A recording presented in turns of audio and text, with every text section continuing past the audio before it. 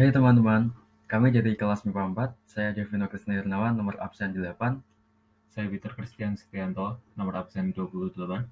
Kami akan mempresentasikan tentang peradaban Mesir kuno.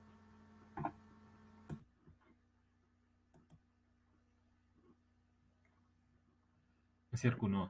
Mesir kuno adalah peradaban kuno di sebelah timur Laut Benua Afrika yang berpusat di daerah hilir Sungai Nil, yakni kawasan yang kini menjadi wilayah negara Mesir.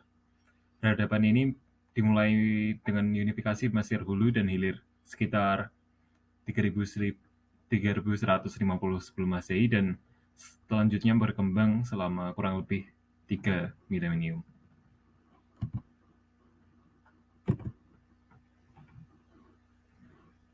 Kehidupan di Mesir kuno. Peradaban Mesir kuno didasari atas pengendalian keseimbangan yang baik antara sumber daya alam dan manusia, terutama ditandai dengan yang pertama, irigasi teratur terhadap lembah Nil, ada pendayagunaan mineral dari lembah dan wilayah gurun di sekitarnya, perkembangan sistem tulisan dan sastra, organisasi kolektif, perdagangan dengan wilayah Afrika Timur dan Tengah serta Mediterania Timur serta kegiatan militer yang menunjukkan kekuasaan terhadap kebudayaan suku bangsa lain dan pada beberapa periode yang berbeda. Pengolahan kegiatan-kegiatan tersebut dilakukan oleh penguasa sosial, politik, dan ekonomi yang berada di bawah pengawasan sosok Firaun.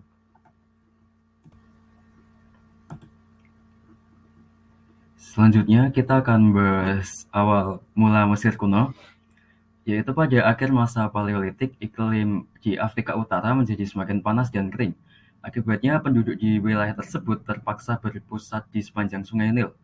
Sebelumnya, semenjak manusia pemburu atau pengumpul mulai tinggal di wilayah tersebut pada akhir Pleistosen Tengah, yaitu sekitar 120.000 tahun lalu, Sungai Nil telah menjadi urat nadi kehidupan di Mesir. Dataran banjir Nil yang subur memberikan kesempatan bagi manusia untuk mengembangkan pertanian dan masyarakat yang terpusat dan mutakhir, yang menjadi landasan bagi sejarah peradaban manusia. Selanjutnya yaitu periode-periode peradaban Mesir kuno. Ada 11 periode. Yang pertama yaitu periode pradinasti, kemudian ada periode dinasti awal, periode kerajaan lama, periode menengah pertama, kemudian kerajaan pertengahan, periode menengah kedua dan Hyksos, kemudian periode kerajaan baru, periode menengah ketiga, periode akhir, periode Ptolemeus, dan yang terakhir yaitu dominasi dari Romawi.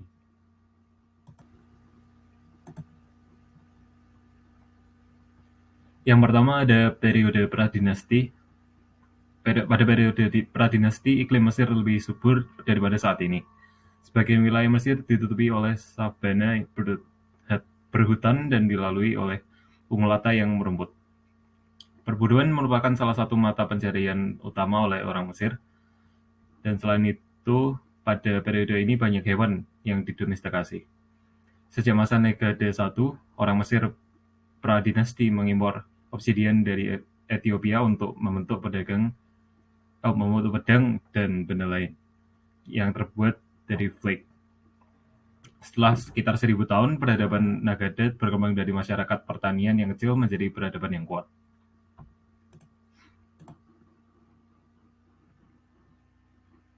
Budaya Nagadet membuat berbagai macam barang-barang material yang menunjukkan peningkatan kekuasaan dan kekayaan dari para penguasanya, seperti tembikar yang dicat, vas batu yang dekoratif dan berkualitas tinggi, plat kosmetik, dan perhiasan yang terbuat dari emas, lapis, dan gading. Mereka juga mengembangkan glasir keramik yang dikenal dengan nama tembikar glasir bening. Pada fase akhir masa pradinasti, peradaban Nagada mulai menggunakan simbol-simbol tulisan yang akan berkembang menjadi sistem hieroglif untuk menulis bahasa Mesir kuno.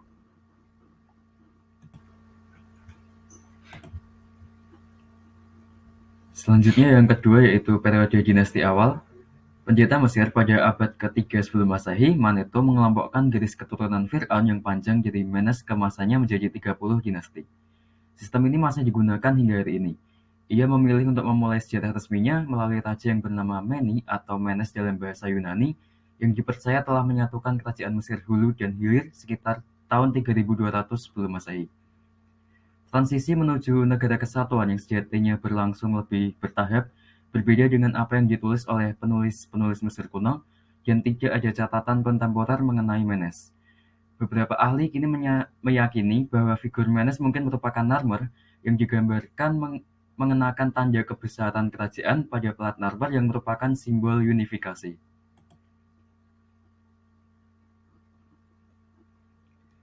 Pada periode dinasti awal, sekitar 3150 sebelum Masehi, Fir'aun pertama memperkuat kekuasaan mereka terhadap Mesir Hilir dengan mendirikan ibu kota di Memphis. Dengan ini, Fir'aun dapat mengawasi pekerja, pertanian, dan jalur perdagangan ke Levant yang penting dan menguntungkan. Peningkatan kekuasaan dan kekayaan Fir'aun pada periode dinasti awal dilambangkan melalui mastaba atau makam yang rumit dan struktur-struktur kultus kamar mayat di Abydos yang digunakan untuk merayakan didewakannya Fir'aun setelah kematiannya. Institusi kerajaan yang kuat dikembangkan oleh Fir'aun untuk mengesahkan kekuasaan negara atas tanah, pekerja, dan sumber daya alam, yang penting bagi pertumbuhan peradaban Mesir kuno. Gambar pada slide ini yaitu gambar pelat Narmer periode dinasti awal yang menggambarkan penyatuan Mesir Hulu dan Mesir Hilir.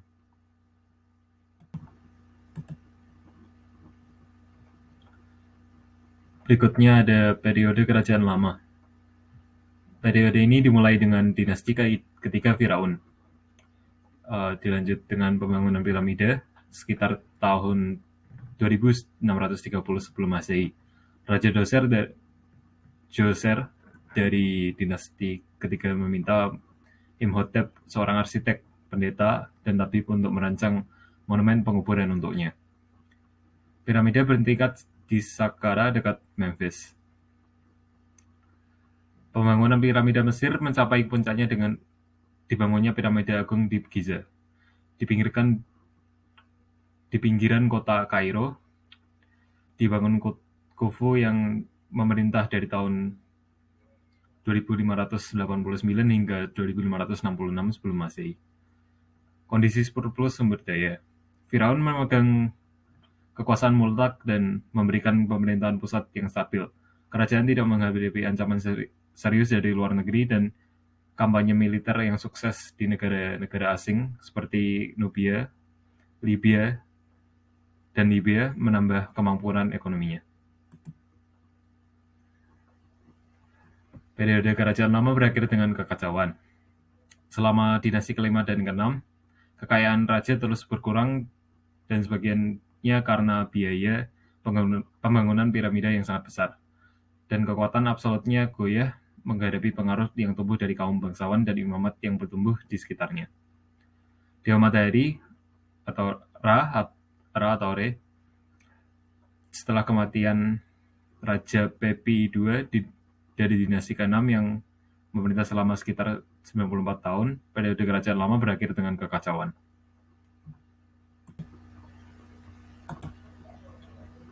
Selanjutnya yaitu periode menengah pertama. Setelah pemerintah pusat Mesir runtuh pada akhir periode kerajaan lama, pemerintah tidak lagi mampu mendukung atau menstabilkan ekonomi negara. Gubernur regional tidak dapat menggantungkan diri kepada Fir'aun pada masa krisis. Kekurangan pangan dan sengketa politik meningkat menjadi kelaparan dan perang saudara berskala kecil. Meskipun berada pada masa yang sulit, pemimpin-pemimpin lokal yang tidak berhutang budi kepada Fir'aun menggunakan kebebasan baru mereka untuk mengembangkan budaya di provinsi-provinsi tersebut. Setelah menguasai sumber daya mereka sendiri, provinsi mereka itu menjadi lebih kaya. Fakta ini dibuktikan dengan adanya pemakaman yang lebih besar dan baik di antara kelas-kelas sosial lainnya. Dengan meningkatnya kreativitas, pengrajin-pengrajin provinsial menerapkan dan mengadaptasi motif-motif budaya yang sebelumnya dibatasi oleh kerajaan lama. Juru-juru tulis mengembangkan gaya yang melambangkan optimisme dan keaslian periode.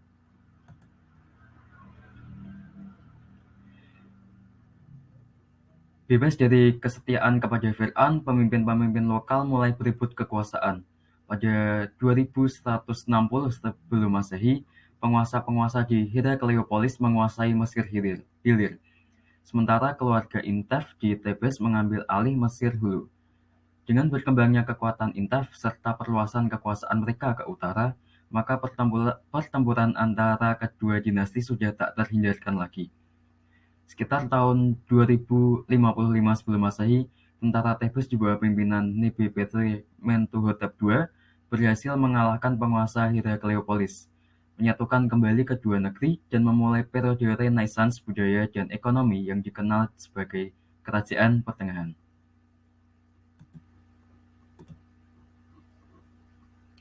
Periode Kerajaan Pertengahan. Pertama ada Raja Amenemhet, pendiri dinasti ke-12. Setelah penguasa terakhir dinasti ke-11, Mentuhotep IV dibunuh, tata diberikan kepada wazirnya atau menteri utama, yang menjadi Raja Amenemhet I, pendiri dinasti 12, atau yang dikenal dengan pendiri dinasti 12. Ibu kota baru didirikan di Toi, selatan Memphis, sementara Tebes tetap menjadi pusat keagamaan yang besar. Yang kedua ada perkembangan yang maju seperti periode kerajaan lama. Selama kerajaan tengah, Mesir seringkali berkembang seperti yang terjadi pada kerajaan lama. Raja-raja dinasti ke-12 memastikan suksesi yang mulus dari garis keturunan mereka dengan menjadikan setiap penggantinya wakil bupati.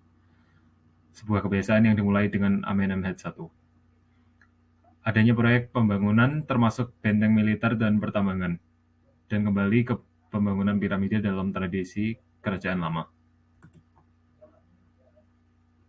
Selanjutnya ada kerajaan tengah Mesir yang menjalankan kebijakan luar negeri agresif, menjajah Nubia dengan persediaan emas, kayu hitam, gading, dan sumber daya lainnya yang kaya, dan memukul mundur suku Badul yang telah menyusup ke Mesir selama periode menengah pertama. Kerajaan juga membangun hubungan diplomatik dan perdagangan dengan Suriah, Palestina, dan negara lain.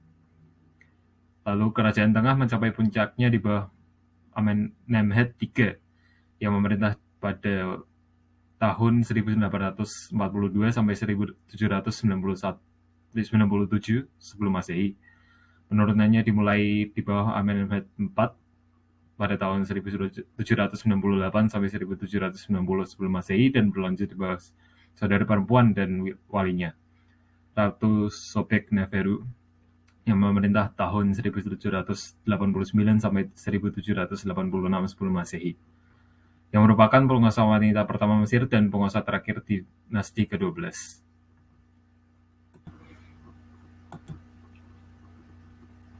Berikutnya yaitu periode menengah kedua. Sekitar tahun 1650 sebelum Masehi, seiring dengan melemahnya kekuatan Fir'aun kerajaan pertengahan, imigran Asia yang tinggal di kota Avaris mengambil alih kekuasaan dan memaksa pemerintah pusat mundur ke Tebes. Di sana Fir'aun diperlakukan sebagai vasal dan diminta untuk membayar upeti. Hyksos atau penguasa asing meniru gaya pemerintahan Mesir dan menggambarkan diri mereka sebagai Fir'aun. Maka elemen Mesir menyatu dengan budaya zaman Tunggu pertengahan mereka. Setelah mundur, Raja Tebes melihat situasinya yang terperangkap antara Hyksos di utara dan sekutu Nubia, Hyksos, kerajaan Kus di selatan. Setelah hampir 100 tahun mengalami masa stagnansi, pada tahun 1555 sebelum Masehi, Tebes telah mengumpulkan kekuatan yang cukup untuk melawan Hyksos dalam konflik selama 30 tahun. Fir'aun Sekenenri, Tau II, dan Kamose berhasil mengalahkan orang-orang Nubia. Pengganti Kamose, yaitu Ahmose I, berhasil mengusir Hyksos dari Mesir. Selanjutnya, pada periode kerajaan baru, kekuatan militer menjadi prioritas utama Fir'aun agar dapat memperluas perbatasan Mesir dan menancapkan kekuasaan atas wilayah timur dekat.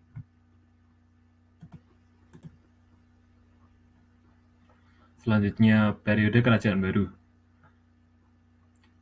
dimulai dengan pembangunan dan ekspansi wilayahnya, yang di bawah Ahmose I, raja pertama dari dinasti ke-18 Mesir, sekali lagi dipersatukan kembali. Selama dinasti ke-18, Mesir memulihkan kendalinya atas Nubia dan mulai kampanye militer di Palestina. Negara itu kemudian mendirikan kerajaan besar pertama di dunia, membentang dari dunia Nubia hingga Sungai Efrat di Asia.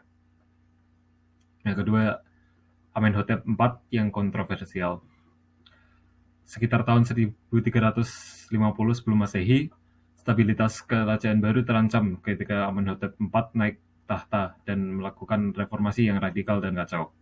Ia mengubah namanya menjadi Akhenaten. Akhenaten memuja dewa matahari Aten sebagai dewa tertinggi. Ia tidak mempedulikan masalah luar negeri dan terlalu asyik dengan gaya religius dan artistiknya yang baru. Setelah kematiannya, penyebutan mengenai bidah Akhenaten dihapuskan.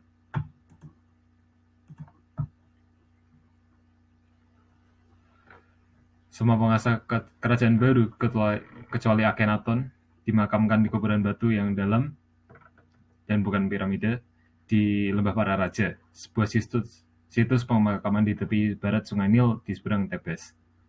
Bagian besar ditemukan utuh pada tahun 1922 Masehi. Kuil kamar mayat yang indah dari Raja Besar terakhir hingga dinasti ke-20 Ramses III juga relatif terpelihara dengan baik dan menunjukkan kemakmuran yang masih dinikmati Mesir selama pemerintahannya. Raja-raja yang mengikuti Ramses III kurang berhasil. Mesir kehilangan provinsinya di Palestina dan Suriah untuk selamanya dan menderita karena invasi asing, terutama oleh orang Libya, sementara kekayaannya harus terus berkurang.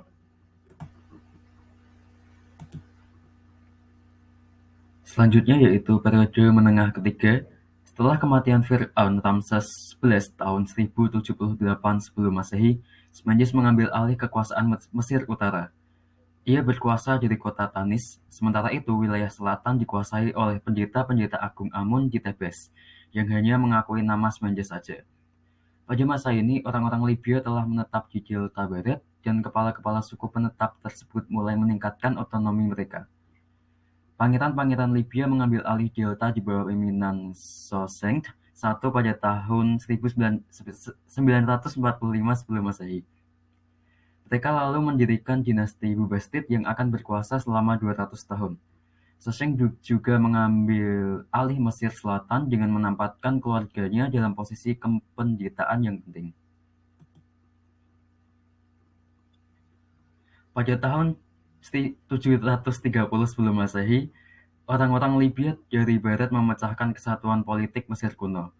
Kemudian kekuasaan Libya mulai mengikis akibat munculnya dinasti saingan di Leontopolis dan ancaman Kurs di selatan.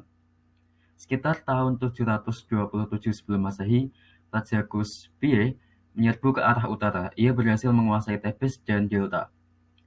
Martabat Mesir terus menurun pada periode menengah ketiga. Sekutu asingnya telah jatuh ke dalam pengaruh Assyria dan pada 700 sebelum Masehi, perang antara kedua negara sudah tak terhindarkan lagi. Antara tahun 671 hingga 667 sebelum Masehi, bangsa Assyria mulai menyerang Mesir. Masa kekuasaan Raja Kurs, Taharqa, dan penerusnya, Tanutamun, dipenuhi dengan konflik melawan Assyria. Akhirnya bangsa Assyria berhasil memukul mundur Kurs kembali ke Nubia. Mereka juga menduduki Memphis dan menjarah kuil-kuil di Tebes.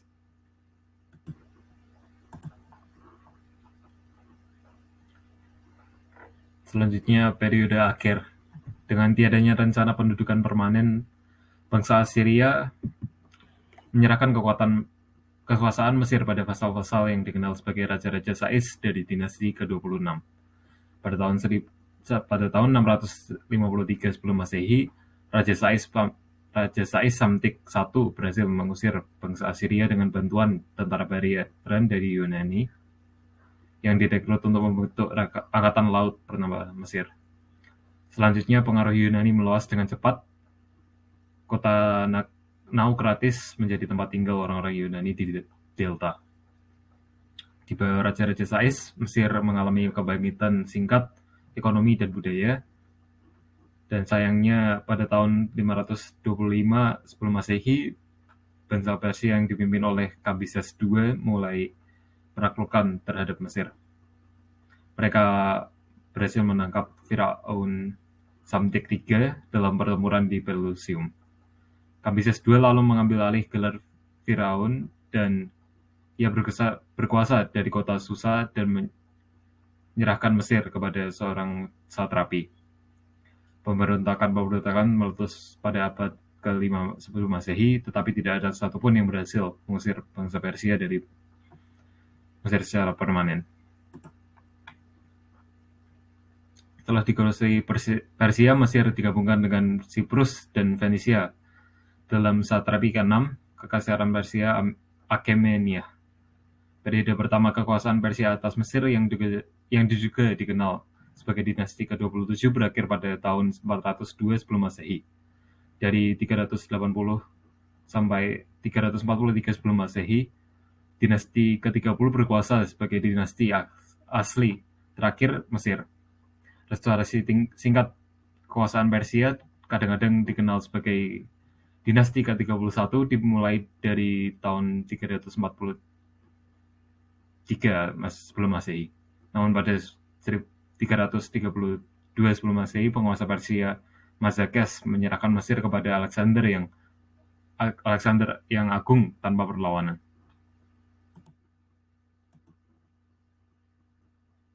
Selanjutnya yaitu dinasti Ptolemeus. Pada tahun 332 sebelum Masehi, Alexander yang Agung menaklukkan Mesir dengan hampir tidak ada perlawanan sama sekali dari bangsa Persia. Pemerintah yang didirikan oleh penerus Alexander dibuat berdasarkan sistem Mesir dengan ibu kota di Iskandaria. Kota tersebut menunjukkan kekuatan dan martabat kekuasaan Yunani dan menjadi pusat pembelajaran dan budaya yang berpusat di perpustakaan Iskandaria. Mercusuar Iskandaria membantu navigasi kapal-kapal yang berdagang di kota tersebut, terutama setelah penguasa dinasti Ptolemeus memberdayakan perdagangan dan usaha-usaha seperti produksi papirus. Budaya Yunani tidak menggantikan budaya asli Mesir. Penguasa dinasti Ptolemeus mendukung tradisi lokal untuk menjaga kesetiaan rakyat. Mereka membangun kuil-kuil baru dalam gaya Mesir, mendukung kultus tradisional, dan menggambarkan diri mereka sebagai Fir'aun. Beberapa tradisi akhirnya bergabung. Dewa-dewa Yunani dan Mesir disinkretkan sebagai dewa gabungan, contohnya yaitu Serapis. Bentuk skulptur Yunani kuno juga memengaruhi motif-motif tradisional Mesir. Meskipun telah terus berusaha memenuhi tuntutan warga, dinasti Ptolemeus tetap menghadapi berbagai tantangan, seperti pemberontakan, persaingan antar keluarga, dan masa di Iskandaria yang terbentuk setelah kematian Ptolemeus IV. Lebih lagi, bangsa Romawi memerlukan gandum dari Mesir, dan mereka tertarik akan situasi politik di negeri Mesir. Pemberontakan yang terus berlanjut, politikus yang ambisius, serta musuh yang kuat di Suriah membuat kondisi menjadi tidak stabil, sehingga bangsa Romawi mengirim tentaranya untuk mengamankan Mesir sebagai bagian dari kekaisarannya. Gambar pada slide ini yaitu gambar Lighthouse of Alexandria atau Mercusuar Iskandaria.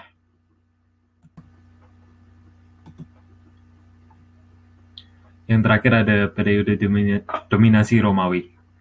Mesir menjadi provinsi kekaisaran Romawi pada tahun 30 sebelum Masehi, setelah Agustus berhasil mengalahkan Mark Antony dan Ratu Cleopatra IV dalam pertempuran Actium.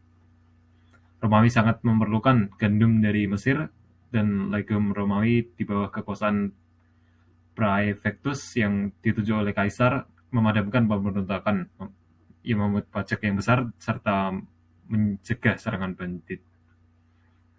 Meskipun Romawi berlaku lebih kasar daripada Yunani, beberapa tradisi seperti mumifikasi dan pemujian dewa-dewa tetap berlanjut. Seni potret mumi berkembang dan beberapa kaisar Romawi menggambarkan diri mereka sebagai Firaun, meskipun tidak sejauh penguasa-penguasa dinasti Ptolemeus. Pemerintahan lokal diurus dengan gaya Romawi dan tertutup dari gaya Mesir asli. Pada pertengahan abad pertama, kekristenan mulai mengakar di Iskandaria. Agama tersebut dipandang sebagai kultus lain yang akan diterima, namun kekristenan pada akhirnya dianggap sebagai agama yang ingin menggantikan paganisme dan mengancam tradisi agama lokal. sehingga muncul penyerangan terhadap orang-orang Kristen. Penyerangan terhadap orang Kristen memuncak pada masa pembersihan Diocletianus yang dimulai pada tahun 303, tetapi Kristen berhasil menang.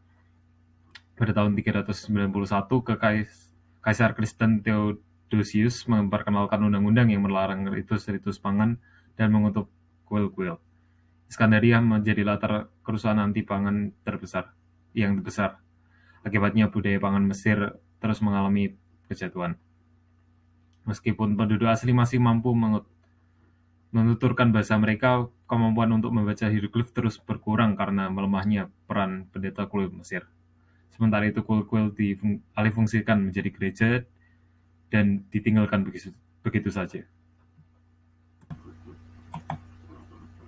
Sekian pemaparan kami tentang materi peradaban di Mesir kuno.